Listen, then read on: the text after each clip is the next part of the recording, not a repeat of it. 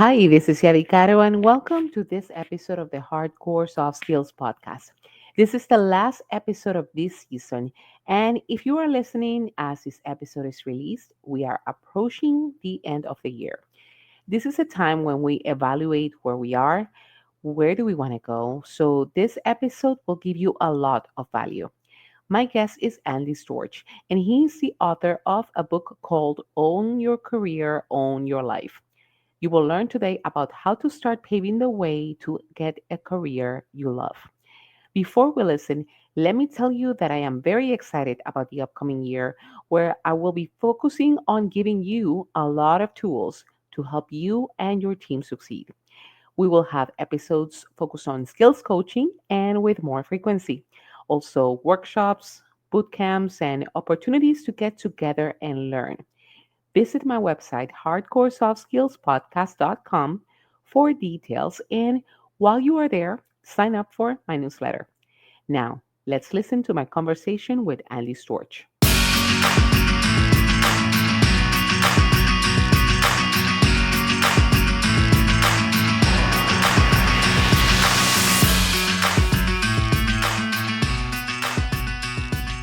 All right. Thank you so much, Andy, for being here with me on the podcast today. Hey, Yadi, my pleasure. I'm excited to talk with you. And I've been very happy to read your book. I read it recently, the On Your Career, On Your Life, and I figured that this is a great time to go ahead and start uh, getting the listeners to understand more about developing that skill of really owning their future in their career. So, in terms of you're a big networker. If people go to LinkedIn, they go and they see you, you see you active, they see you with events. Um, Tell us a little bit about what you currently do in terms of your work. Are you connect a lot of people? You help Yeah. people on their career. Tell us about you. Yeah, I'm happy to. And again, I appreciate you having me on. I've enjoyed chatting with you. I love the mission that you're on and what you're doing and how you're helping people. And, I'm always trying to do the same thing. So it's great to meet someone like-minded and hopefully create something that can help others.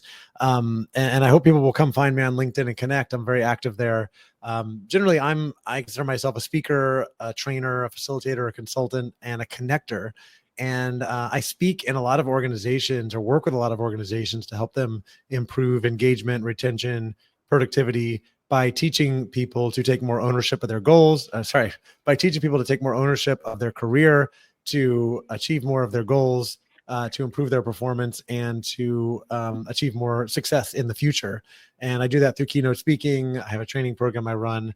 And then in addition to those things, and I speak on other topics, but I also run a podcast, a conference, and a community for people who work in talent development. So learning and development, training and development, organizational development, that sort of thing. That's something I've been doing since 2018. It's been a great way to bring people together because I love connecting people, hopefully in a mutually beneficial way so they can learn from each other, support each other. That's always been kind of a strength and something I enjoy doing. And so I get to do that through that and share information with others. And then, in addition to that, I find little other things to do here and there, but a lot of it's been on the speaking and training and connecting. That's wonderful because you talking about owning the career. We usually don't think about the careers as something that we like own and drive. And I want to delve deep into that. But first of all, I need to ask you when you got out and you were in school and you were out of choosing a career Yeah. or what you wanted to do in college, deciding the future. Did you knew what you wanted to do at that time, and has it changed significantly? It's a great question because, I had no idea what I wanted to do. I kind of bounced around when I was in university. I actually started college knowing exactly what I wanted to do. I was sure I wanted to be a civil engineer when I went to college. And I was very good at math and physics. And unfortunately, you had to pass one chemistry class to get into the civil engineering college. And I just could not do chemistry. But I also, reflecting back and taking lessons from all the mistakes and sort of failures I've had in my life, I realized that I didn't put enough effort into it. I didn't reach out for help. I didn't say, okay, this is the one challenge I need to overcome. Let me see how I can do this. Instead, I didn't really have a real plan. And when I faced that adversity, I quit.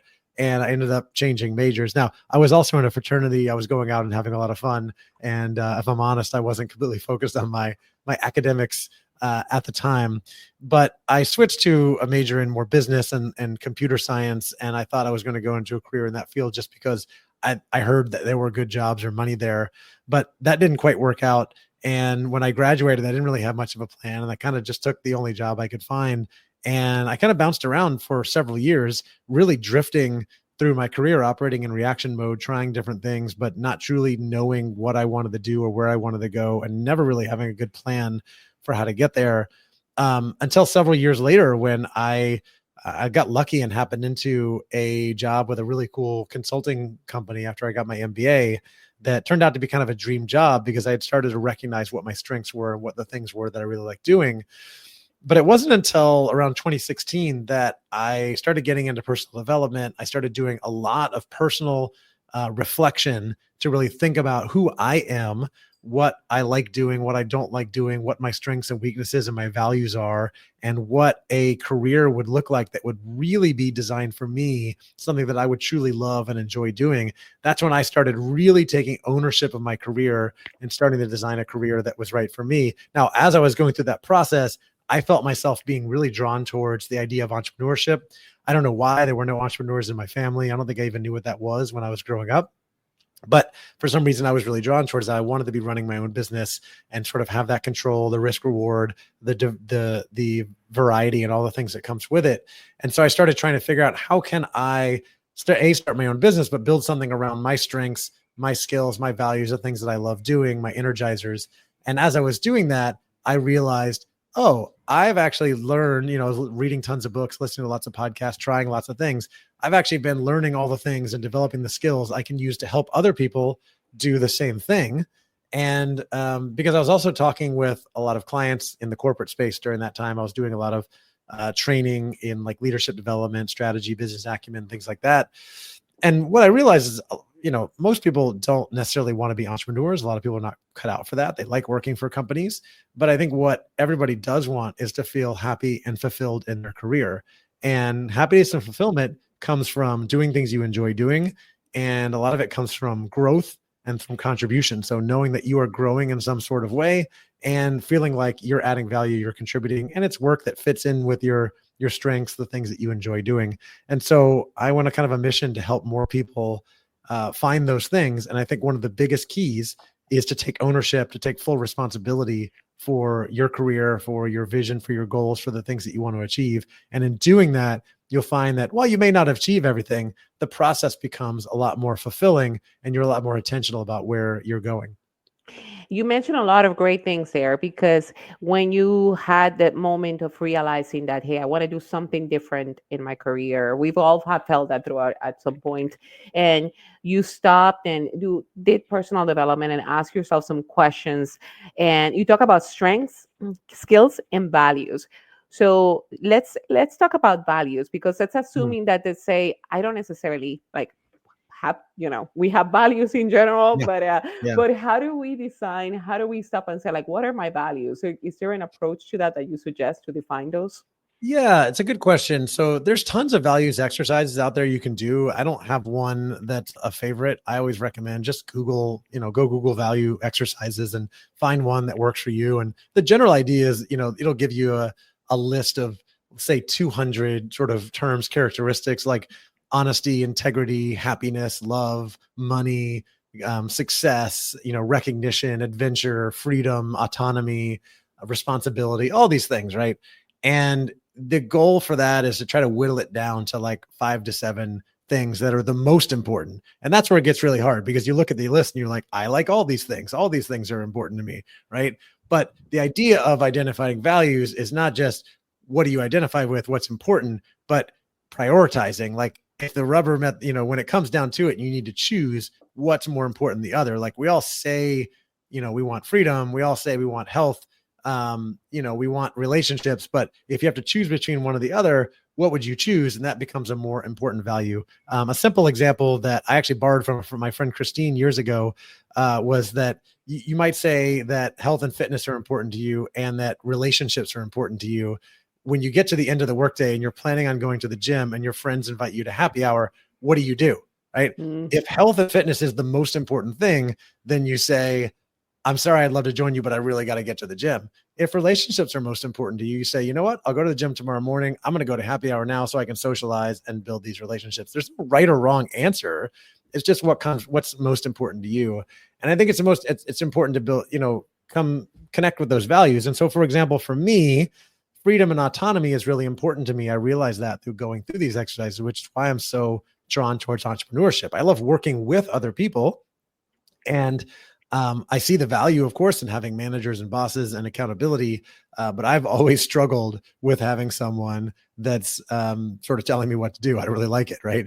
And I like to have that freedom, autonomy to try and do whatever I want, which, it sounds nice. Everyone says like, oh yeah, I'd love to have that. But a lot of people don't truly want that. It's nice to have someone that can give you direction, because when you don't have that, it's all on you, and you have to kind of make it up and figure it out as you go and hold yourself accountable. So there's always trade-offs to all of these things, but it's really figuring out what are the things that are most important to you.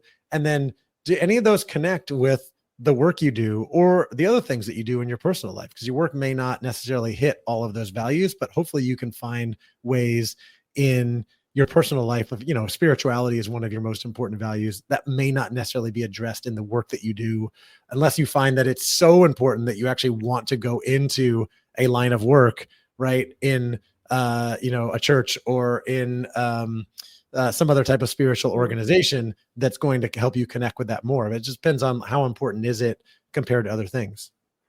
Yeah, that's and also so defining values very important and something that we don't necessarily stop by and do stop to do. So I like that you mentioned in terms of how it can drive our decisions for our careers. Now let's talk about strengths and skills and Hmm. how do we assess those? Because I could think, I'm an awesome public speaker, and perhaps others may not. Perhaps your experiences in your life, because you mentioned the fraternity aspect. I mean, it's like Yeah, it helped you discover, like you're a networker, perhaps, even though it's that's right. thinking, oh, it's a waste of time, but it's actually pretty great for your career, perhaps. So Yeah. yeah, how about those I, things? How do you define those skills and strengths? I have a funny story about that. And so, how do you identify your strengths? And I think it's important to identify your strengths and weaknesses. And I think most people have an easier time identifying their weaknesses than their strengths, because we were all Mhm. taught to be humble when we were young. And what I find a lot of times is that people, if they're really good at something, other people compliment them, and they usually just say like, "No, if I can do this, anybody can do it," right? And meanwhile, your coworkers are looking at you like, "How do you do that? I cannot, I can't possibly program that fast. I can't possibly make spreadsheets do that the way you do. I can't possibly get up in front of a room and speak like you do." Whatever it is, like we all have our different strengths, and we all have weaknesses as well. Like I have strengths. I'm very good at getting up in front of a room and speaking and facilitating, teaching. I'm not detail oriented. I have been bad at project management. I've been in roles where that was part of my job and I failed. I did not do very well because I didn't realize at the time that's one of my biggest weaknesses, right? And it's our job to learn these things over time. If we're lucky, we have managers who help us identify these things. And I think that as we learn them and identify them, it's important to try to move towards jobs that leverage more of our strengths and less of our weaknesses. So as far as how you identify those, I think a lot of times we know implicitly. So if you're willing to sit down and do some self-reflection, and really, I think the foundation to owning your career is in self-reflection to build self-awareness. It's something that most people in the corporate world don't take much time to do. It's sitting down with a cup of coffee or tea and a notebook and a pen or a pencil and just writing about your career, how you got to where you are, how do you feel about things today, what are your strengths, your weaknesses, your values, those things that we talked about. Your strengths are like, what do you feel like you're really good at? And really, what do you find other people complimenting you on? People go, wow, I can't believe you finished that project so fast. And you're like, I don't understand what the big deal is. Well, it's because you're really good at that thing, right? We all have strengths. And then what are the weaknesses that you really struggle with? And then the weaknesses, or we can call them areas for improvement, whatever you want to call it. I like to put those in two different buckets too. There are the things that I'm not very good at this now, but I feel like I really want to get better at it. And so I need to work on them. Right. And then there's the areas of like, I'm not very good at this. I don't think I'm ever going to get very good at it. And I just want to try to find jobs that avoid using this thing. Right. So for me, I said I'm very good at speaking. I'm not detail oriented. I have tried very hard to improve that. I've been in jobs where I needed to be a project manager or pay attention to details, and I have failed again and again. And so I realized I just need to find things that don't require me to pay that much attention to detail, and then either collaborate, partner, or hire someone who can monitor the details and be more of the project manager when I'm doing big things. So, for example, I've been fortunate enough to build up enough of a business that I've had an assistant working with me or for me over the last few years. And the number one thing I say when I hire an assistant is I need you to pay attention to the details because I will forget stuff. I will lose stuff. Right. And I've hosted a conference 3 times, and I've people say the conference is amazing because I brought in great speakers. I've put a great agenda together. But if I didn't have someone else responsible for the logistics, the behind the scenes stuff, it would have all fallen apart. It would have been terrible because I would have completely missed something. So recognize those weaknesses and then find, is it something you can improve or something that you want to maybe partner with somebody or outsource it or just avoid doing it altogether. But think about the things that you are really good at as well. Take pride in that, right? Acknowledge your strengths, ask other people what they think you're really good at. I've done exercises in the workplace where we sit with some colleagues and just take turns telling each other what we think their strengths are. It's such a fun, refreshing exercise because while we don't want to identify, we try to remain humble. And so we don't sit around thinking about our own strengths. We marvel at what other people are good at. So ask your coworkers like, hey, what do you think I'm good at? What do you think my strengths are? And they might get excited to tell you. And I've done the exercise where we did it with somebody. I remember doing it once with a guy named Joel, and 2 of us told this guy, you're an excellent storyteller. And his response was, really? I had no idea, right? He just thought, this is what I do. And everyone else is like marveling at his storytelling capabilities. So you may have strengths that you don't even realize. So ask other people for help with that. So with all these things, I'd say, do some reflection, but also be willing to ask for help and listen to what other people tell you about your strengths, your weaknesses, and the things that you're good at. That's wonderful. And I like that exercise of getting together perhaps as a team exercise. Like, let's talk about like what you're so great about, me about others. That's awesome because we usually talk about that. What do you need to improve on? But we rarely talk about the things of like, you're awesome at this thing. And it feels good. Yeah, that's great. And once we've identified the skills, values, the path on how to get there, how to start to own our career, how does that path look like? Because you talk a lot about networking. And for some of the folks, and probably a lot of my listeners as well, is in terms of, hey, I'm not an extrovert. I don't want to go to like a networking event and, shake hands and give out cards. What are some good venues that you've recommend people to network? Yeah, you reminded me actually of I said I was going to tell a funny story about the strengths, and I forgot that. So I was, as I was sort of failing out of the important classes in college, I was also in a fraternity making connections. I eventually ended up being elected president of that fraternity. And then a few years later, I went to business school and I really got focused on networking. In fact, I read a book called Never Eat Alone by Keith Ferrazzi in 2005. It's a great networking book. It's still timeless principles in there. Some of the stuff's a little bit outdated as it's, nearly 20 years old now. He talks about BlackBerries and things like that, but there's still great stuff in there. And I read that and I kind of went on a mission because I had always been kind of shy and had a hard time reaching out to people outside of my comfort zone. But I started getting really intentional with, going up to people, meeting people, building relationships, getting to know them. And that resulted in me ended up becoming president of this MBA program of, 700 students, something like that. Yeah. And then later in the workplace, I was always socializing with people at work. And I was the guy that was usually organizing lunch or happy hour. And I often thought of that as a weakness for me because I couldn't turn it off. I couldn't make myself stop doing it. And I was working less than others because I was socializing.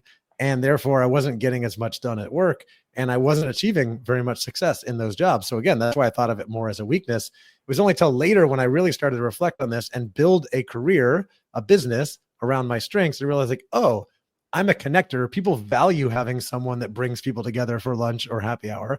And I can make that part of my business, which is where I eventually launched the conference and the community and started, finding different ways to bring people together to add value to them that, kind of becomes part of what I do and is now, seen as more as a strength. So that's where I turned something that was a perceived weakness into, it was always a strength, but I thought it was more of a distraction. Now it's something important. Now, getting back to your question about networking, obviously I have a bit of a natural skill there, but I've also studied it and talked to lots of introverts, and I know many introverts or shy people who are quite good at it. So it starts with being intentional and saying, I am going to be proactive and intentional with meeting people. It doesn't have to be everybody in the room. It doesn't mean walk into a conference and I'm going to meet all 200 people here. It means I'm going to meet 3 people here and have 3 decent conversations. And that might mean I have to go up to somebody, without any kind of like introduction and just introduce myself and know that they're not going to bite my head off and we're going to have a fine conversation. In fact, I went to a party a couple weeks ago. I walked in a room of about 200 people. I didn't know anyone.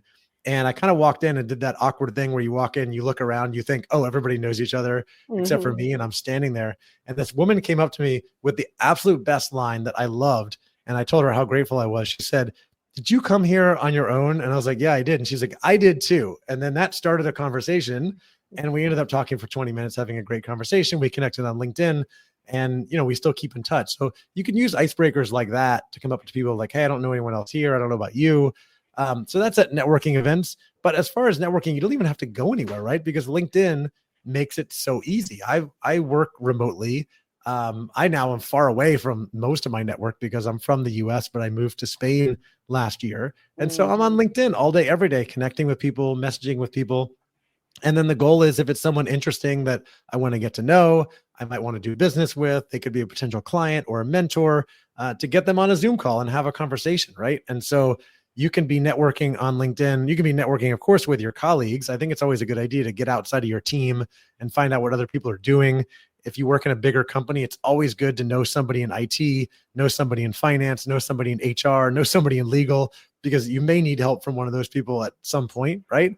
But also get on LinkedIn and find who are the people that are doing the jobs that you might want to be doing 5 years from now. The director of software engineering or the vice president of HR, and reach out to them and say, hey, we're in the same field. I see you're doing a job that I may want to get to at some point. I'd love to connect with you and just ask you some questions. Can I have 20 minutes of your time? Just ask you some questions about your job. People love helping others. They're definitely open to that. So LinkedIn's a great place. In your company is a great place.